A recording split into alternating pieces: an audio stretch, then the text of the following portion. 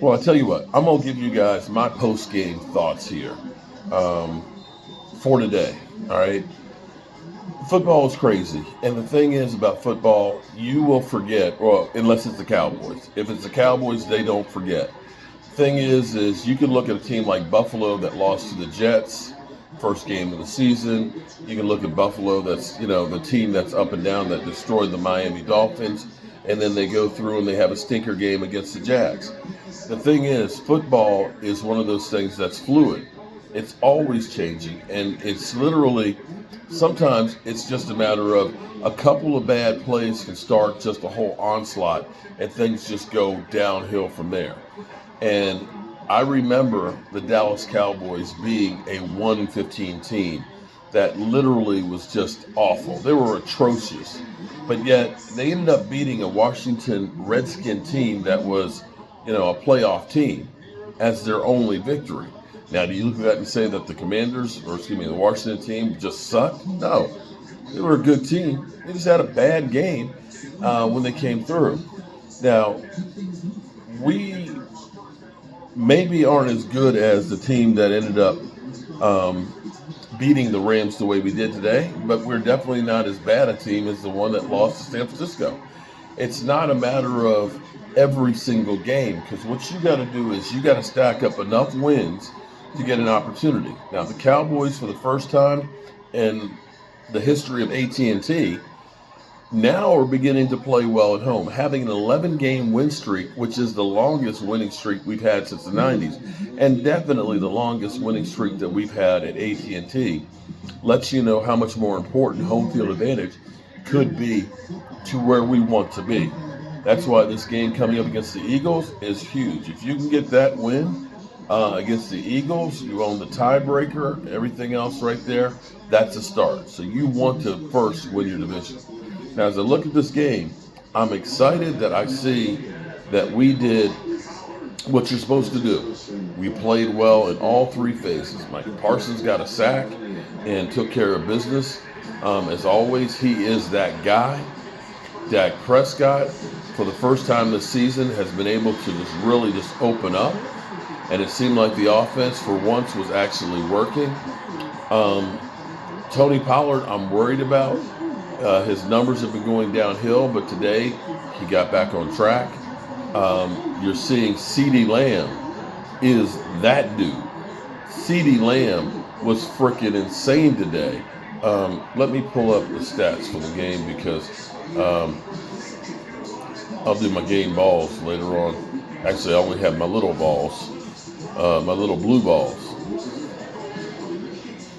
Pause.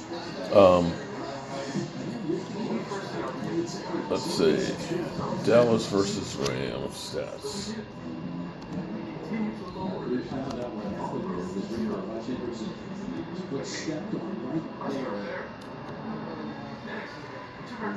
All right, so looking at the stats, boom. Dak Prescott, efficient day, 25 of 31, 304 yards, 4 TDs. They're going to focus in on the interception, but that interception was a tip ball. But that's okay. He's got 5 interceptions in 8 games. Not the end of the world. Tony Pollard, 12 carries, 53 yards. Quite frankly, with Tony Pollard, you don't want him to have to carry the ball 20 times a game. If you can keep him down to like 12, 15 touches a game and mix the other guys, that's what you want to do, because I'm worried about him not being able to make it through the season. CeeDee Lamb was on fire. Bro, CD was a beast today. The way he high-pointed one of those deep passes, getting both feet down, he is definitely that dude. Whatever problem that Dak Prescott and him had going on with the offense, this week, the offense looked really, really good. There was not much to complain about as far as the offense went, except the offensive line. 5 sacks.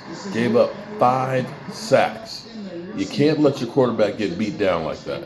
You just can't. Now, I know they've got a great front, having Aaron Donald and those guys, and that Tyron Smith wasn't in there. But the thing to worry about right now is definitely worrying about the offensive line and if they can get their shit together. Those are my biggest points right there. Special teams, man, Aubrey, is amazing. You know, when we first saw him that first game and missing that extra point, we're like, oh, God, we got to get a kicker. He has been nothing short of Mr. Automatic. Love the dude. He is freaking insane. Special teams getting the block punt. Sam Williams, after complaining and saying, turn me loose, turn me loose. Well, he turned him loose on special teams, and he made a great play. So all in all, a great game. Better play calling. We saw motion today in the offense. Jake Ferguson, Fergalicious. Let me see if I can get all of the stats. Let's see. Player stats. Ferg, I think, had 5 receptions. And a couple of touchdowns. Oh, no, 1 touchdown. Jake Ferguson had 4 catches, 47 yards, 11.8 yards per reception, 1 TD. And you see the effect of having a tight end, being able to make plays, helping to spread the load and stuff, makes all the difference in the world. In our losses, we weren't doing much with the tight ends. But Brandon Cooks, only 3 catches, but 49 yards, 16.3 yards. He's getting a TD. And, of course, CD, 12 catches, 153 yards, 2 touchdowns. You know, Dak Prescott haters, take a week off.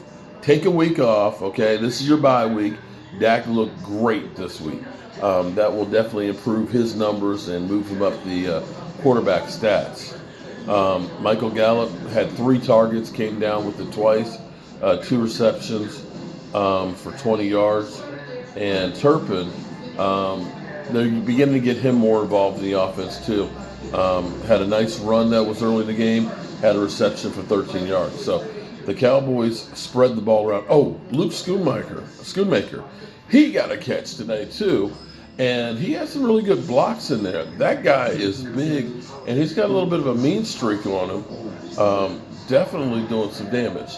So all in all, a good game by the Cowboys. Now we get to play the big dogs, and that being the Eagles, in Philadelphia. And you know Philadelphia is going to get the calls, the home cooking and things.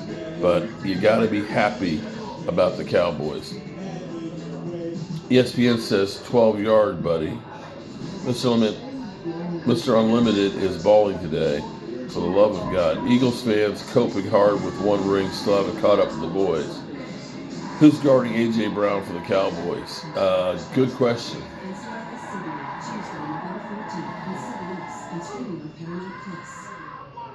Dak haters are probably mad we won. Oh, you know they're mad that we won, and that Dak Prescott looked great today. If the Cowboys play like this, they can hang with anybody. All right, so right now, San Francisco down 14-7, and Cincinnati's got the ball again. So not looking great for them. Shout out to Kelly. Appreciate the super chat. Okay, there we go.